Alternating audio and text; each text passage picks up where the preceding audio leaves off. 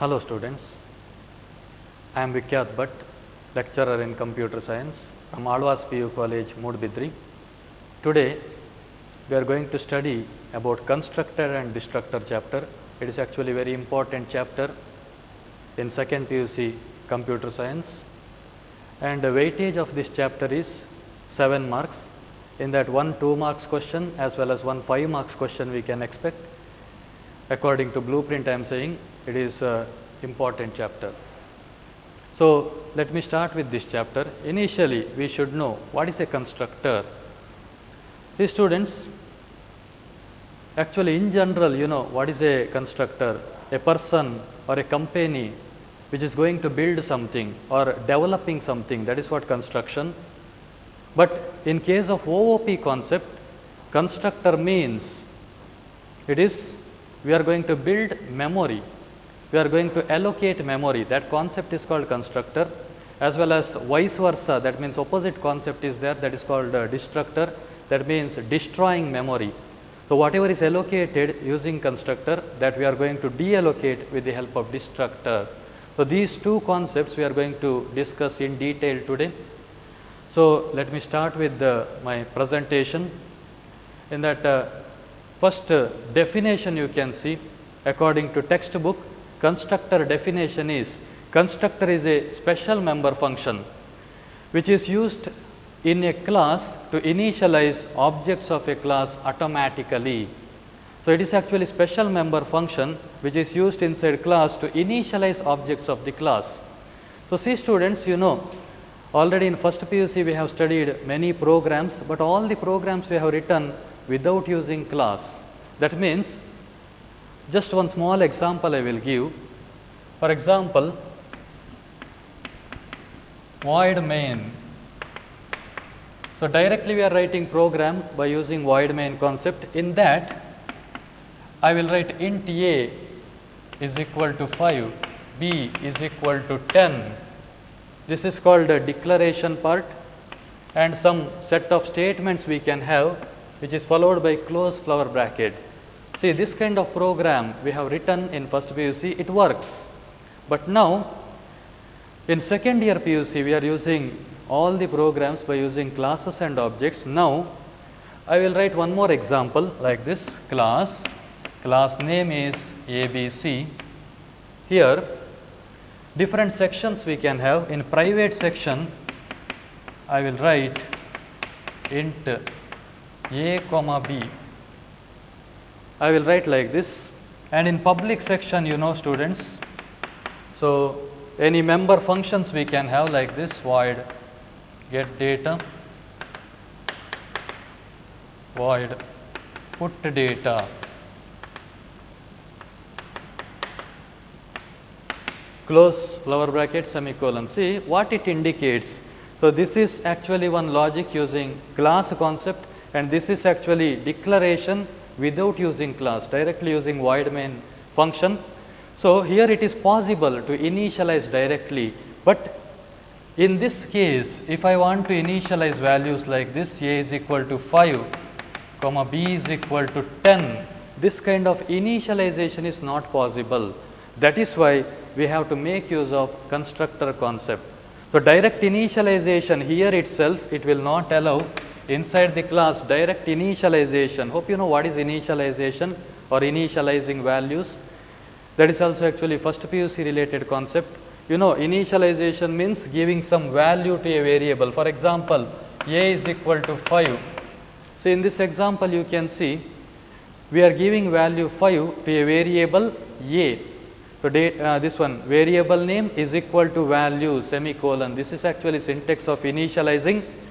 So inside the class directly that variable cannot be initialized. That is why we have to make use of one special member function, that is what constructor. That is why they will say it is a special member function, and it should have its own characteristics.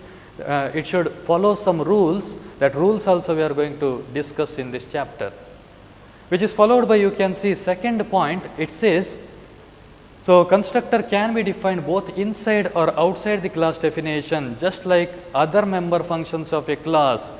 See students, you know how to define member function inside and outside the class definition. Hope you know, students. See, because always inside the class definition, member functions can be defined directly. For example, you just note this example, class ABC. In this you can see int a comma b, I will write to data members, and in public section I will write void input, then void output. So, in this case you can see this is actually member function defined inside the class. See, that means something we can define here itself, set of statements we can write inside the class itself. This method is also possible. Semicolon we have to remove. This is actually member function inside the class definition. Similarly, if you want to call this member function outside the class definition, then what we have to do? We have to write declaration part inside, semicolon we have to write here. That means member function declaration part, close semicolon, close flower bracket semicolon, it indicates end of class definition. Then how to call this member function outside the class definition? Syntax is return type specifier, class name ABC, scope resolution, input. Now we can have set of statements here.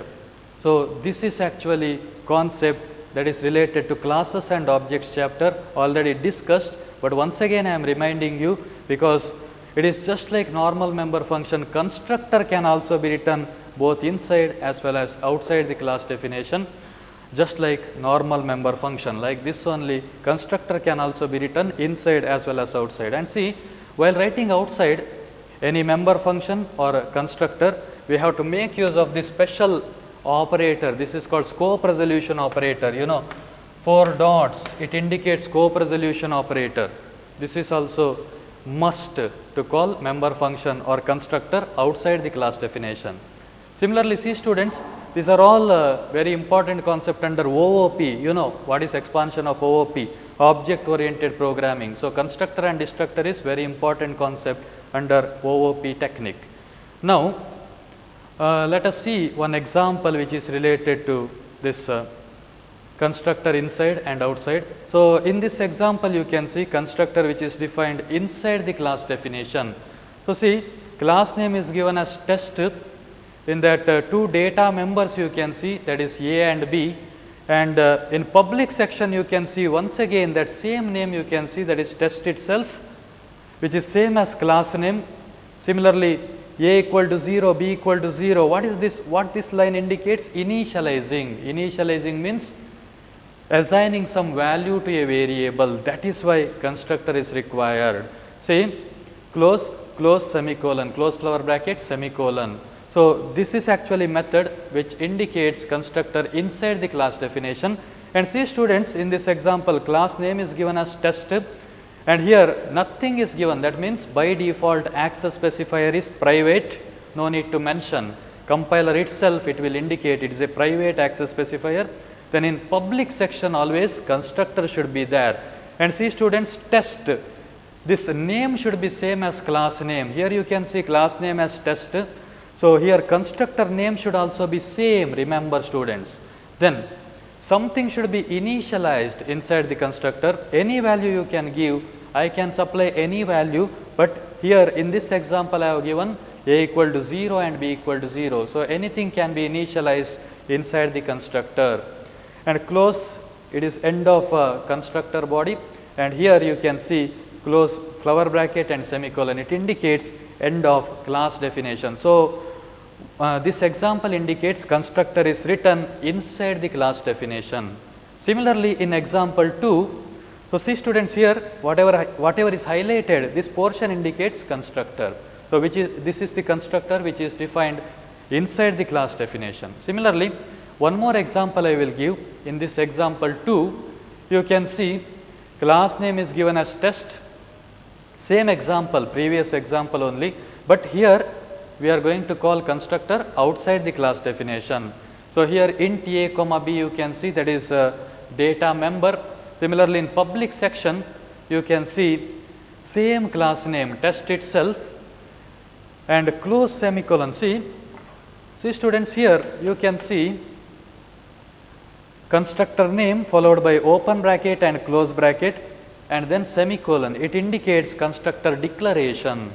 So constructor is declared inside the class definition before flower bracket close and semicolon, and we are going to call this constructor outside the class definition. You know, always while calling outside the class definition, we have to make use of this special operator. This is scope resolution operator, but there is no return type. See, in this example, whatever I have written, in this example you can see void return type, but here in constructor case there is no return type, not even void, directly class name, scope resolution operator, and then constructor name should be there. And then initialization, a and b value we are supplying as a 0, initialized as 0, then close. So here you can see constructor outside the class definition. So both examples you have seen. So constructor can be defined inside as well as outside the class definition. And after that, so here whatever is highlighted, this portion indicates constructor outside the class definition. This white colored shade, it indicates constructor which is defined outside the class definition. Similarly, see students, very important it is rules for writing a constructor. So while defining or declaring a constructor, we must follow few rules, that important rules we are going to discuss right now.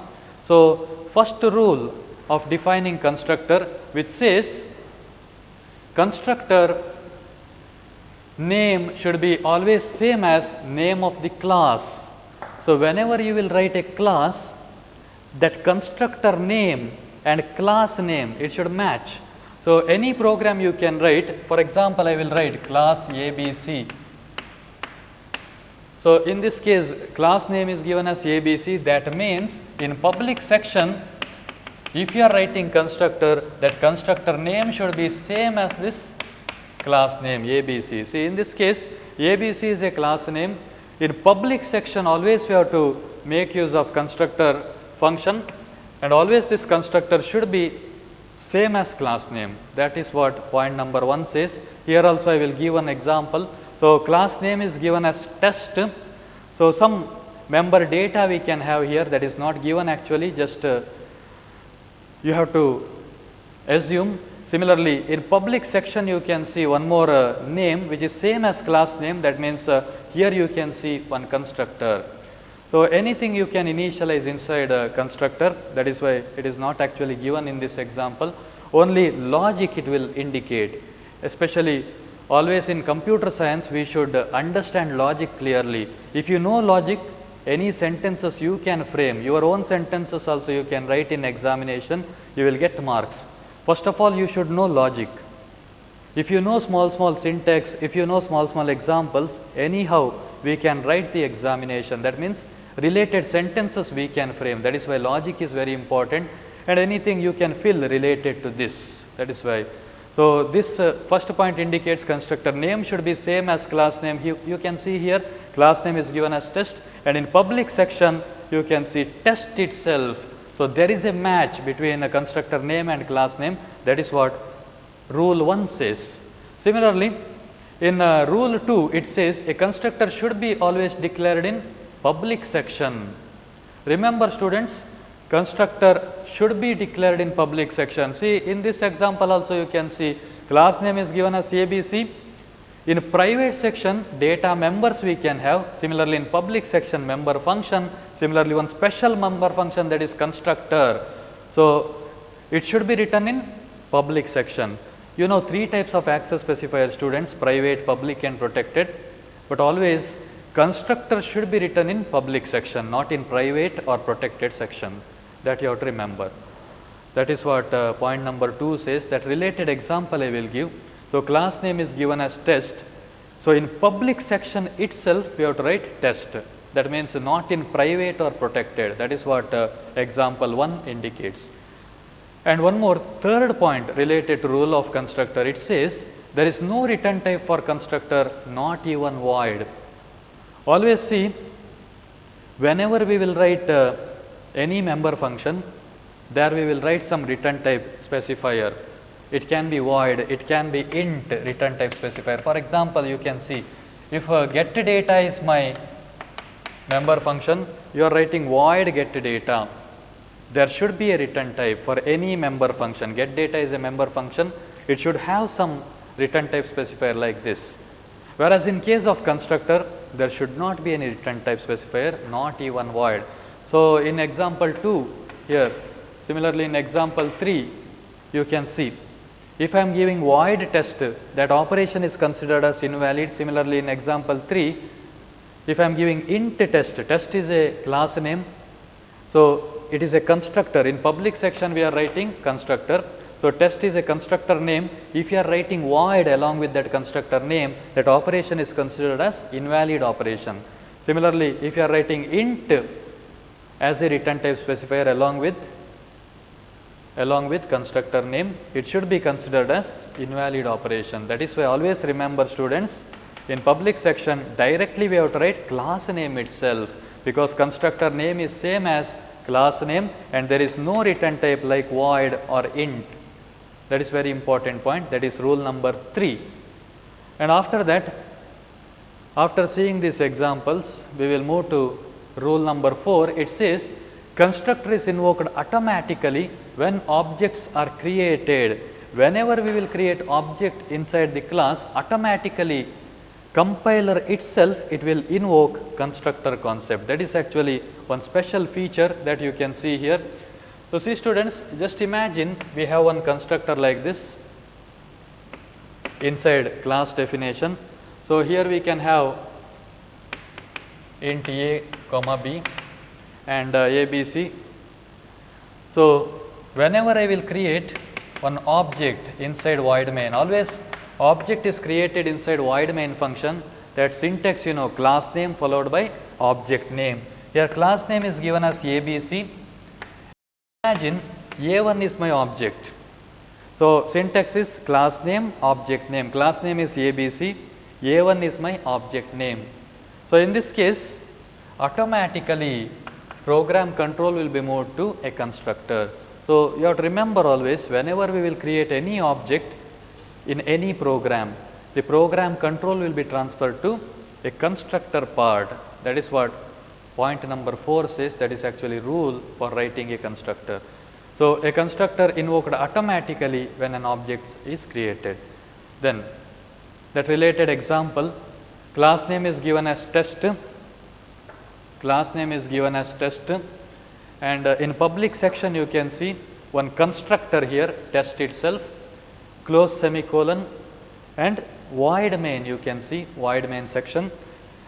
This is actually declaration of object.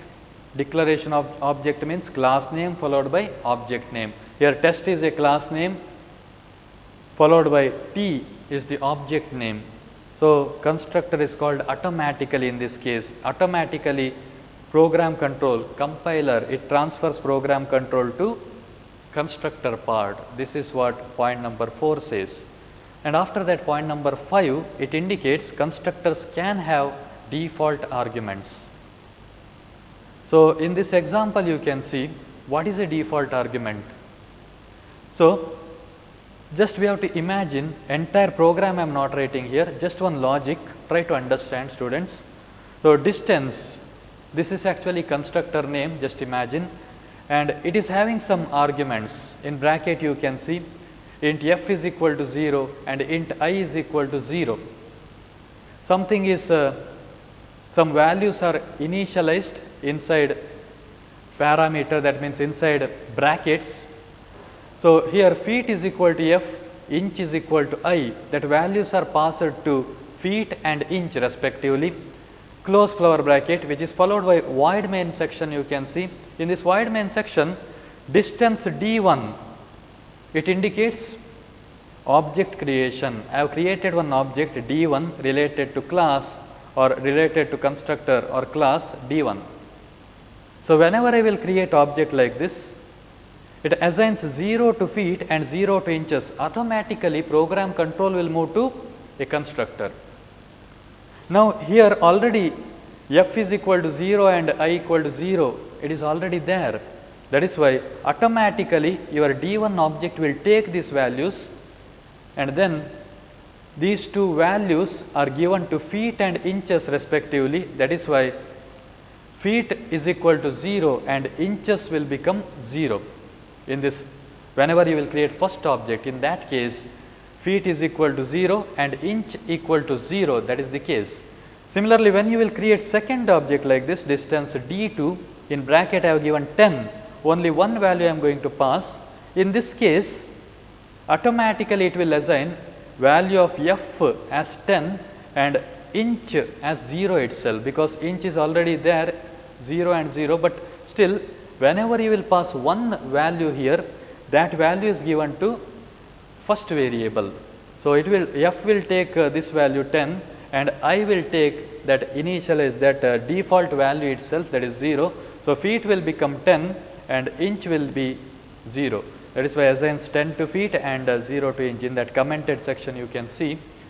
And in third case, whenever I will create one more object, distance D3 of 10 and 20, then automatically whatever value is given along with this object D3, that value will be supplied to f and I respectively. So, feet will become 10 and inch value will be 20. So, that is how default value and default arguments we can have along with constructor. So, here distance is a constructor, along with that some default values f and I equal to 0, that is initialized, and because of this some changes you can see here. If nothing is mentioned, that value itself it will take compiler. Similarly, whenever I will have one value, along with that one value another default value it will take. Similarly, when I will take both the values here, automatically it will be invoked by compiler. So, this concept you can see, this is actually rule number 5 related to constructor. Then sixth rule, it says it is not possible to refer address of the constructor. So, constructor address cannot be referred. See students, usually with the help of object only we are going to access the constructor. That is why it is not at all required to access constructor address directly. Just imagine one example, calling function and called function concept we know students. Whenever calling function will give some order to called function, then because of called function address, calling function will jump to that particular location and it will perform all the required manipulations or operations. Then it will come back to calling function. How it will move from calling to called and from called to calling function? Because of address. In that case, address is important, but in case of constructor it is not at all important, because we are not at all going to access constructor directly. Only whenever you will create object in a class, then automatically program control will be transferred to a constructor, but direct accessing of address, it is not required. That is what point number 6, that is sixth rule. And seventh rule related to constructor, it says constructor always makes implicit call to operator new and delete. So, whenever memory allocation is required, constructor it will make call to a new operator. So, see students, mainly two operators we can have here, new and delete. See, actually two types of memory allocation techniques are there, that you know, static allocation and dynamic allocation techniques. In case of static allocation technique, initially we are going to supply memory. Just imagine students, if I will write int a comma b, that means we are going to supply value to this particular variable. So, int capacity is 2 bytes, that means 2 plus 2, 4 bytes we are going to pass. Similarly, whenever you will declare something like this float a, that means 4 bytes we are going to supply. And if you will give double data type, its capacity is 8 bytes. Just imagine, if I have given float a to particular variable, it will take 4 bytes of memory. And in my program, if I will use only 2 bytes of memory, then access memory, it will be waste. It is not possible to deallocate. That is what static allocation technique. Whereas in case of dynamic allocation technique, it is called efficient method, dynamic allocation. Why? Because here we are using two operators, that is new and delete. So whenever program requires memory, with the help of new operator, we are going to supply that memory.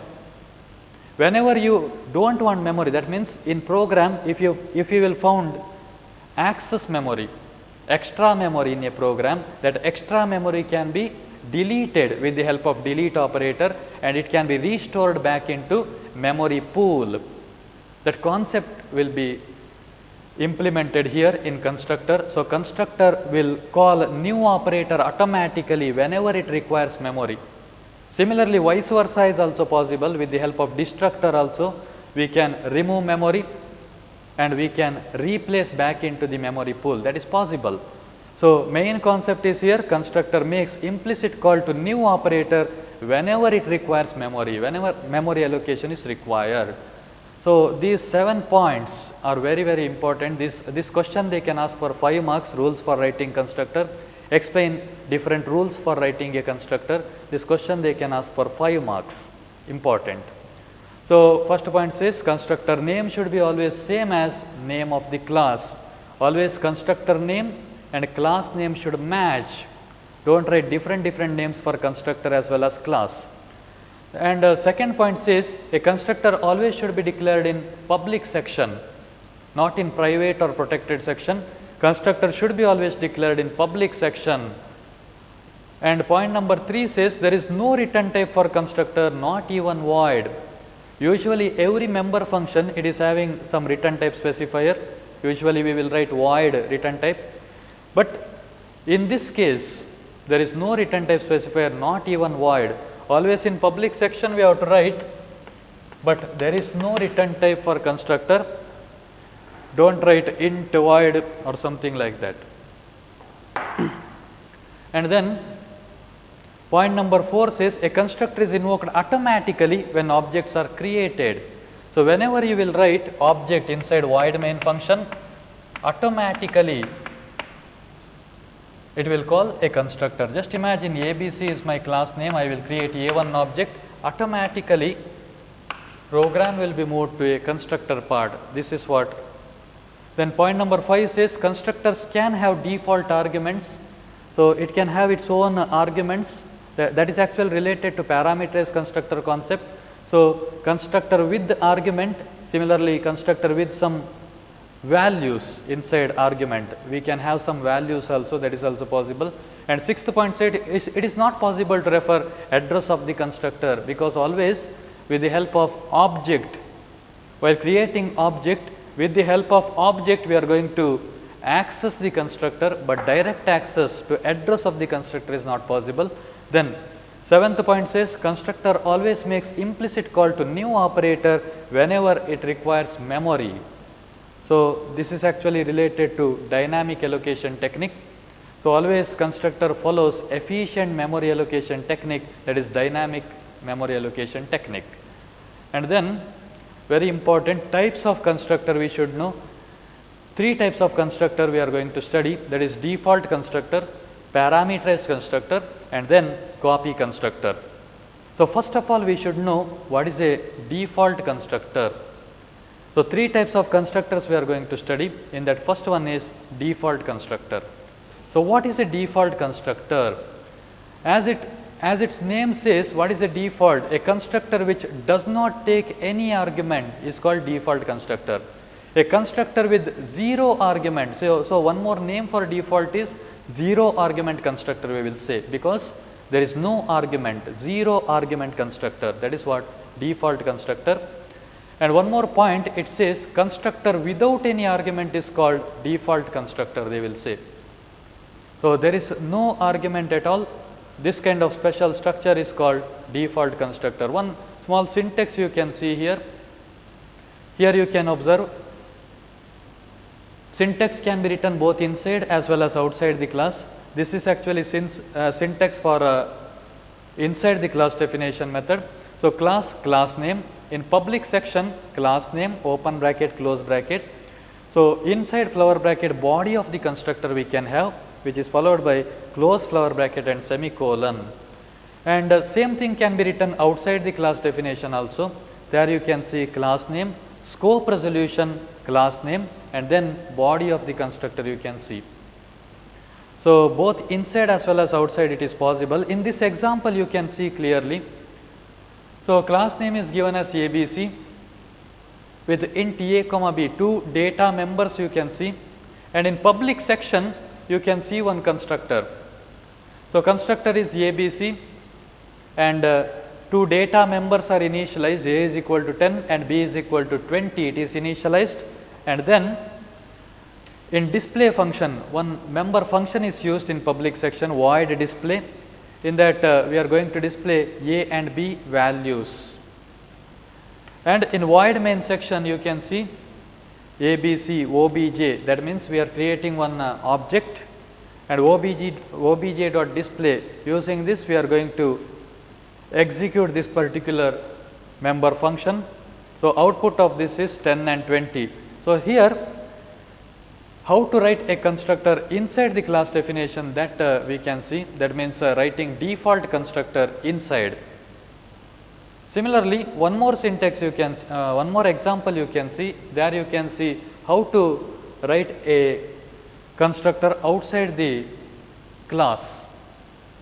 So, same syntax, everything is same, but one small change you can see, same program actually, but one small change you can see. So, here int a comma b, that is actually data member, and in public section you can see ABC open close semicolon, that means actually declaration part, default constructor declaration part, and void display same thing. And how to call that member function outside the class definition? For that syntax is class name, for example ABC is my class name, scope resolution ABC you can see. So, a is equal to 10 and b is equal to 20. So, here you can see a constructor which is defined outside the class definition. So, see, this is actually default constructor which is written inside the class definition, and here you can see whatever is highlighted in yellow color, this portion indicates constructor inside as well as constructor, default constructor outside the class. Both possibilities are there, that is why it is given. And after that, features of default constructor we are going to study. So, first feature says for every object created, the default constructor is automatically called. For every object created, default constructor is automatically called. So, in this example you can see class name is given as test, and in public section test indicates it is a constructor name, close semicolon, after that void main section test t, what this line indicates, it is a object creation. So, constructor is called automatically in this case. Always remember students, whenever we will create one object, automatically program control will be transferred to a constructor. What kind of constructor is called? Default constructor, because see, constructor without any argument is called default. In bracket we are not writing anything, that is what default constructor. If you are writing something in bracket, that is not default constructor. Here argument should be 0. Always remember students, argument means parameter. Whenever we will write one constructor with 0 argument, in bracket nothing we have to write, that kind of constructor is called default constructor. So, in this example you can see we are creating one object. Whenever you will create one object, automatically program control will be transferred to default constructor. So, second feature says declaring a constructor with the argument, it always hides default constructor. So, whenever we will create one constructor like this, this constructor is actually having some arguments and something is initialized here, and in void main section you can see test t1, that means we are creating one object here. Whenever you will create object like this, then automatically program control will be transferred to default constructor. But here in this case we do not have any default constructor structure, because this is actually not default constructor, this is actually parameterized constructor. So, whenever parameterized constructor structure is present and we are writing just one object creation, that means it will not display this, it will display one error message. That is the problem. That is why always remember students, whenever we will create one constructor, whenever we will create one parameterized constructor, constructor with the argument always hides default constructor. Constructor with argument in this sense parameterized constructor. Whenever we will create such constructor, it hides default constructor. So, it will not display anything, it will display one error message. And after that we have to see one more example. Here you can see one more case I will explain in this example 2.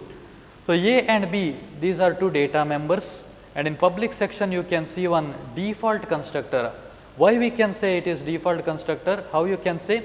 Because test open bracket and close bracket is present, but inside no arguments are present. So, 0 argument you can see, this is actually example for default constructor, and something is initialized A equal to 0, B equal to 0, and then test int x int y you can see. So, test is a constructor name with two arguments you can see, that is x and y respectively, and something is initialized here. A value is given to x and B value is given to y. That means x value is actually given to A and y is given to B respectively. So, in this case test T1 of 10, 20 you can see. So, test T1 inside bracket two values you can see, this is actually parameterized part. So, program control automatically it will move to matching part. There is a match. So, x value will be 10 in this case and y value it will take it as 20. So, that x value is given to A and y value should be supplied to B respectively. So, here this default constructor part is hidden in this case also. So, this is how we have to remember that whenever we will create a constructor with arguments, it will hide default constructor part. So, whenever along with object we will create some arguments, then also it will hide default constructor. Yes, students, see one more feature you can see, it is related to default constructor, which says if class does not contain an explicit constructor, then compiler automatically invokes default constructor by itself.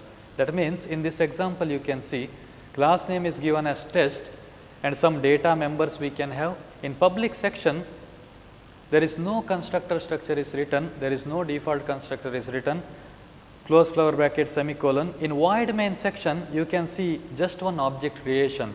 So, whenever you will create one object, automatically compiler itself it will call a default constructor. That concept you can see in this feature of default constructor. So, there is no constructor logic is written in public section, but still compiler automatically it will call default constructor. So, whenever we will create one object in void main section, automatically program control will be transferred to a constructor structure. Hope you know what is implicit and explicit. Explicit means user should write that logic. Here implicitly it will be invoked by compiler, that means users we are not writing anything, but automatically compiler itself it will call that particular logic implicitly automatically. That is what feature of default constructor. So, after that one more feature we can see related to default constructor. It says for every object created the default constructor is automatically called. So, whenever we will create one object, automatically in that case automatically there itself constructor will be automatically called. So, any number of object we can have, automatically default constructor will be called by compiler. So, for every object created, default constructor is automatically called by compiler. That is what feature. So, all these features once again we are going to study.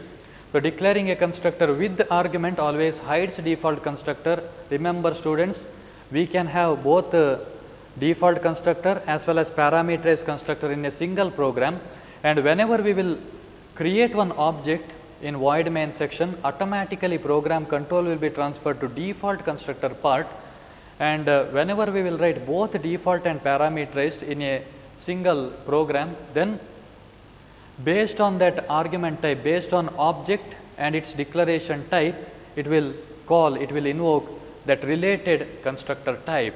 And then if class does not contain an explicit constructor, then compiler automatically invokes default constructor.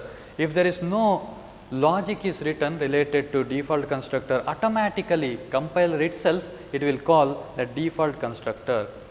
After seeing these features, we are going to see few disadvantages of default constructor, mainly two disadvantages we are going to see. First disadvantage says, when many objects of the same class are created, all the objects are initialized to same set of values by default constructor. That means, so in this example you can see clearly, class name is given as test with two data members A and B, and in public section test A equal to 10, B equal to 20, that means initializing we are doing, and close semicolon, close flower bracket, semicolon, and in void main section test T1, T2, T3, three objects we are going to create, but all these three objects it will take same set of values. All objects are initialized to same set of values by default constructor.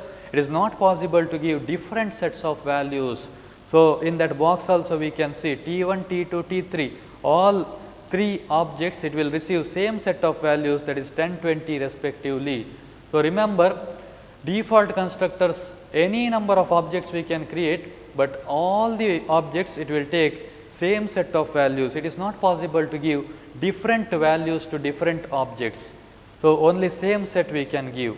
So one more advantage, actually it is similar related to first disadvantage only, one more disadvantage. It says it is not possible to initialize different objects with different initial values using default constructor.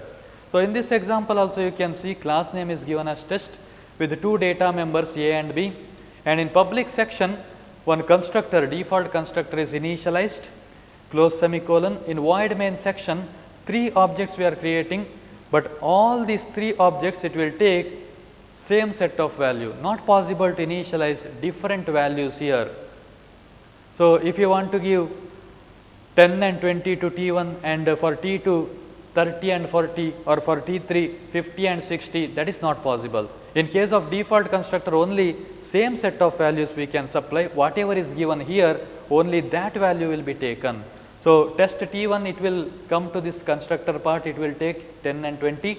Once again test T2 it will take same set of value, and test T3 once again it will take same set of value. So not possible to take different set of value. So these two disadvantages we have seen. After that, one small example program I will give so that you can understand this constructor, default constructor clearly. So this is example program which shows automatic constructor call, how it will be invoked automatically.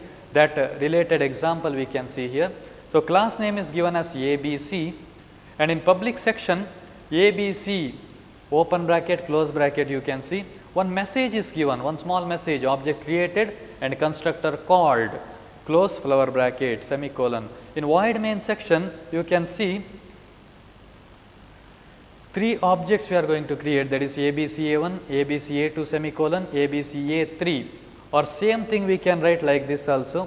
One more method will be there, that is ABCA1, A2, A3, like that also.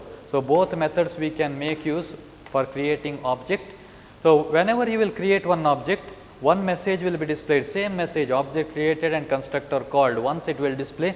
Whenever you will create second object A2, ABCA2, it will invoke same message, because see, whenever you will create one object, automatically program control will move to this particular constructor part and it will display this particular statement. Second time also it will invoke same message, because it is the second object, once again program control will move to same constructor, and ABCA3 once again it will display same message. So how many number of times you will create objects, that many number of times this message will be displayed. So that example, that output you can see here, object created and constructor called, it will display 3 times same message, because we have created 3 objects. So any number of objects you can create, that many number of times default constructor will be called by compiler. And then one more related example I will give, example program which shows how constructor is used to initialize data members of an object. So in this example you can see class name is given as ABC, and one data member is given int A, and in public section you can see one constructor, that is ABC open bracket and close bracket you can see. So object created and constructor called, one message is given, and inside that one small initialization we will do, that is a equal to 100, and in void display we are going to display one value of a is equal to a. That message we are going to display in this void display, that is actually member function, and ABC is a constructor, default constructor, and in void main ABC A1. See students, always remember program execution starts with void main section.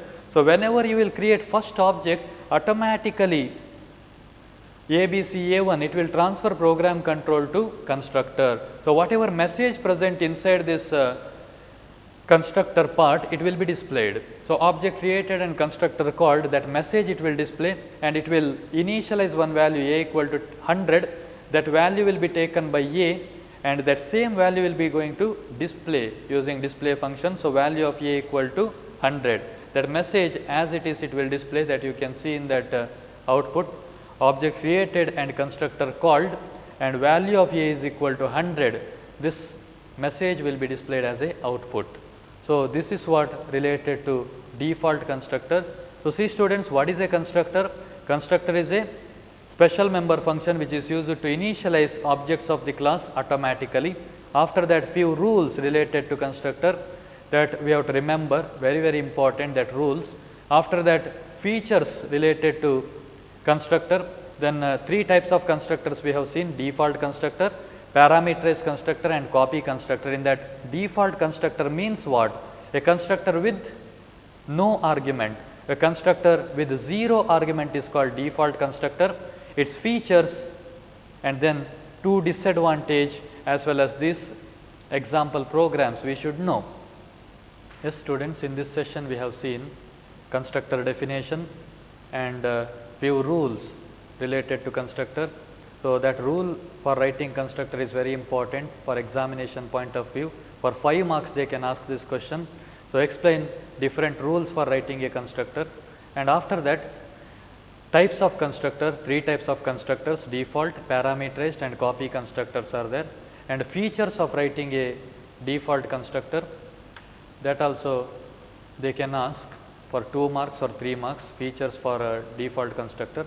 Then disadvantages of default constructor, that you just see once, and after that finally these few example programs we must know, so that we can understand this default constructor concept as well as what is a constructor. That basic idea we will get. That is why see students, whenever it is possible, try to remember syntax and logic in our subject, so that sentences you can frame and easily we can remember for examination. That is why better we remember its syntax and small programming example. No need to by heart entire program. Small example program we can remember, so that easily we can write the examination without any problem. Yes students, we will come in next session with parameterized constructor concept. Thank you.